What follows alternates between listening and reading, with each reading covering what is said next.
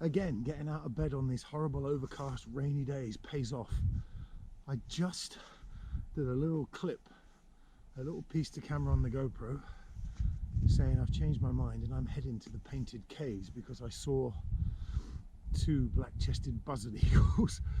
Well, I'm less than 10 minutes from where I made that little piece to camera on my way. I've got about another half an hour to go. I'm just 20 meters off the path. There's a large guanaco, an adult guanaco with its ribs exposed. So we have a kill. It's fresh. I can see from here the hindquarters, the neck, the head is untouched. It's just the ribs. So this was made early this morning, and we obviously have a puma extremely close by.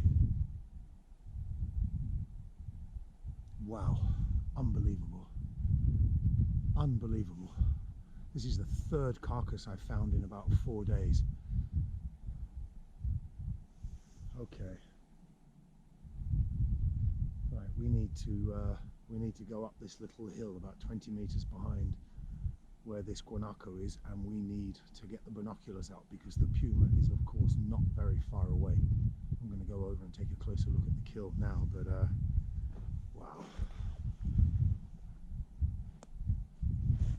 unbelievable. I can't believe my luck. I was moping around this morning being totally indecisive about what to do, and the answer is always the same: just stop bitching, get out there and look. And here's the result. I have no chance with the GoPro. Both cats are at the kill, side by side, eating, just squeezed up next to one another. I hope you can hear this. There's a bit of wind, but again, I'm going to have to get to these kills in the dark. It's a scary thought, believe me. Wandering around here in the dark is not for the faint-hearted.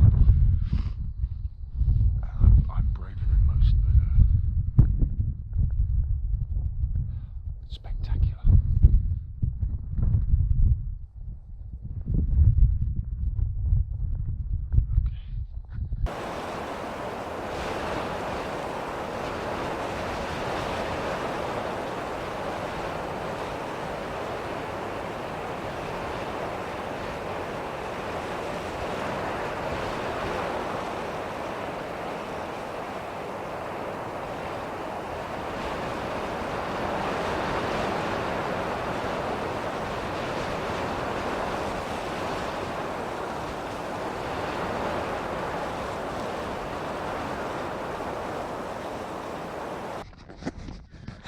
That's a good sign.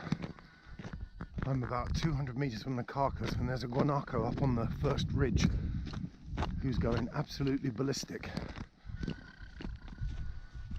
Yes, we have a puma. God, I've only been again 5 minutes out of camp and already, oh yes, I've had a beautiful morning. There's the guanaco up there. The cat has obviously gone for an early morning feed. How dare it start breakfast without me. Okay, right, now we have to pull away the camera and concentrate because I need to find out where this female is first. She might be on her way to the kill. Okay, it's obviously, the guanaco is looking in the direction of the kill. I'm about 50 meters out of view at the moment. Should have got out of bed earlier.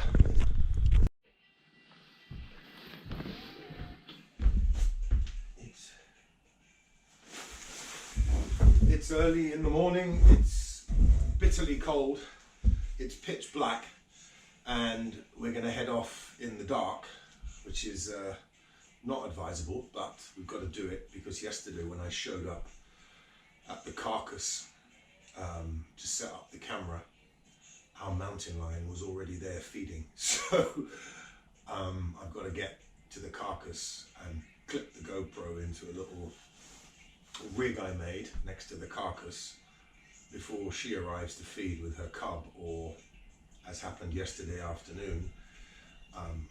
I set up there yesterday afternoon and nothing going on for a few hours, and then I wandered off because I heard a guanaco alarm calling, found the female, followed her, and got some footage of her hiding out in a mata negra bush. And it was starting to get dark, so I thought I'd better head back to the carcass where I had the GoPro clipped in place, but of course it wasn't switched on and I had the remote control. So I came strolling over the brow of the hill, feeling very pleased with myself, having filmed and photographed the female, and there was the cub walking straight towards me with blood all over its face, having just fed, and there's my camera switched off. The remote control is attached to my wrist. So I failed. If I'd have left the female 10 minutes earlier, I would have seen the cub. Well, cub, it's a large male. It is still a cub, but I caught sight of its rear end as it wandered away from me yesterday. It's definitely a male, believe me. It has the equipment, and its face is huge. It is going to be a large puma. It's already bigger than its mother. It's got this beautiful sort of pale cappuccino coloured coat. So I've nicknamed it Cappuccino because you certainly can't miss it. Stunning cat, and it literally walked straight at me last night. It was getting dark and I filmed her from probably about 10 meters away. She was obviously full up with food and had no interest in me. And then I followed her back towards where her mother was in the bushes, and had to say goodnight because it was way too dark to film any sort of interaction between them, and not safe, of course, because my walk back in the dark. So we're just gonna finish this coffee, head out the door, and hope that I can get there and just set it all up. All I've got to do is just clip the GoPro into this little rig and then sit up on the hill and hopefully wait for them to feed. I think this morning's feed, and if whatever the foxes take today will be the last of that carcass, then it will be time for them to hunt a new one.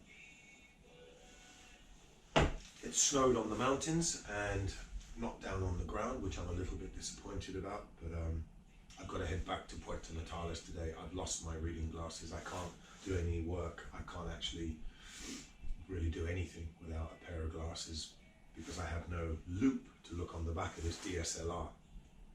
So I've got to head back to town, and I've run out of avocados, so, and dark chocolate and honey, so it's time to go back. Right, let's get going.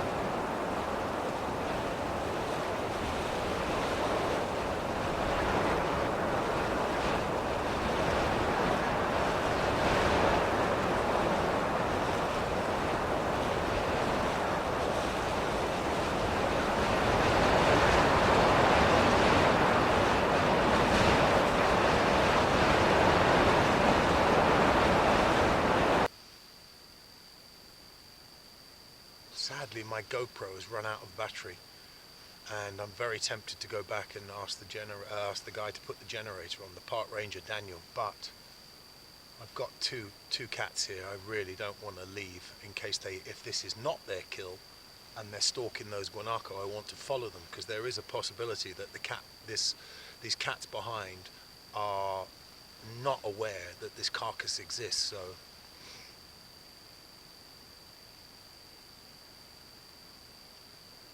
there's a lot of overlap in territories here, a huge amount compared to when I was here 15 years ago.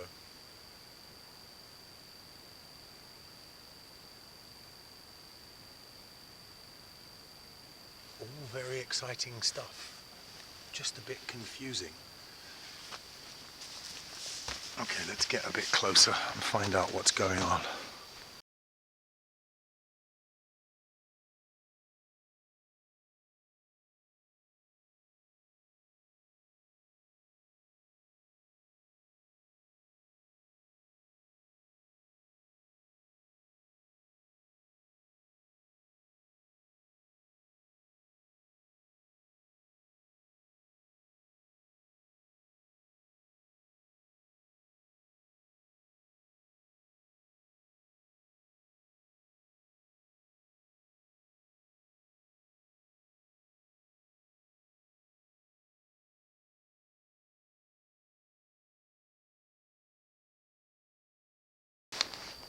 This female is very confused as to why her cub has not followed her down the hill. Little does she know that there was a fox right behind her, and her cub, I think, has chased it, but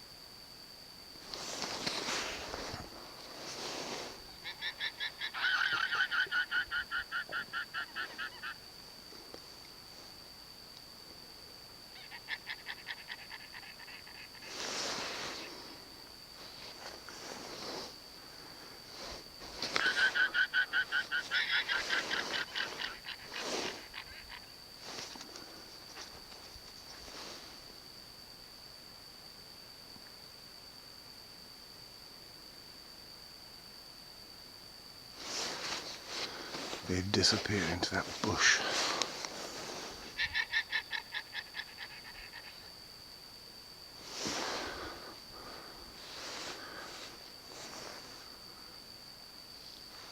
They've decided to move on.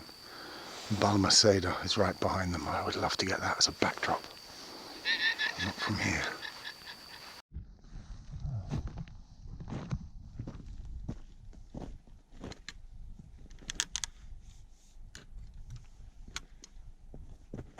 It seems our little Precious and her cub have given me the slip yet again. Seriously, I mean, it never ceases to amaze me, and it never will, at just how they can just disappear into this landscape. There's a couple of guanaco here, a few back there. I know they came this way.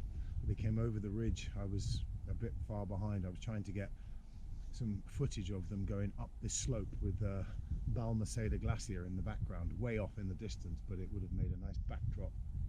But unfortunately, by doing that, I've allowed them to get too far ahead of me. Now, I know they're here. When I came over the brow, the guanaco around the bend here were calling, so I know that they've come straight down here. But the trouble is, there's quite a lot of tall grass around, and I think her and her cub have gone to ground. They're just sleeping off their breakfast. But I've got a good view here, so I'm just going to stick around with the binoculars, and maybe they'll move on in a little bit. It's certainly not worth disappearing to go and pursue other pleasures in the park today, that's for sure.